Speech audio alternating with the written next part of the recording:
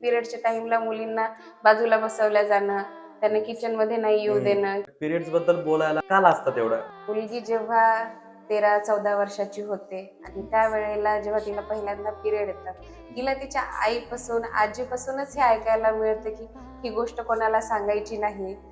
मेडिकलवरही एक गोष्ट होते की ते पॅड जे आहेत ते रॅप करून देतात, ते काळ्या पिशवीमध्ये ते म्हणजे बॉम्ब थोडीच आहे तो की त्याला पॅक करून द्यायचं म्हणून. तर जोपर्यंत हे समाजामध्ये हे चेंजेस होणार नाही तोपर्यंत या गोष्टी फ्रीली कशा बोलल्या जातील. तर की पिरियडच्या टाइमला मुलींना बाजूला बसवल्या जाणं, त्यांना किचन मध्ये नाही येऊ देणं किंवा काही गोष्टी करू न देणं. आता त्याचा पर्पज वेगळा होता की मुलींना आराम करू देण्यासाठी त्या प्रथा बनवल्या होत्या, पण लोकांनी त्याला बदलून असं करून टाकलं की बाई ही अशुद्ध झालेली आहे म्हणून तिला आता किचन मध्ये येऊ द्यायचं नाही आहे किंवा तिला वेगळं बसवायचं आहे.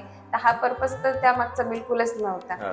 देवाबद्दलही तेच गोष्टी केल्या जातात की देवाला हात लावू दिला जात नाही, पण हे तर देवानेच तयार केलेली गोष्ट आहे ना, नैसर्गिक गोष्ट आहे. आणि ती जर नसणार तर पुढे जाऊन जे प्रेग्नन्सी आहे, पुढची पिढी तयार करणं आहे, ह्या गोष्टी बिना पिरियडच्या होणार आहेत का? नाही होणार आहेत. त्याच्यामुळे हे जे बेसिक प्रत्येक लेवलवर जे चेंजेस आहेत विचारामध्ये ते होणं गरजेचं आहे. आणि जेव्हा सगळेजण फ्रीली बोलतील, त्याच्याबद्दल काहीतरी बाऊ तयार नाही करणार तोपर्यंत ह्या गोष्टी बदलल्या जाणार नाही.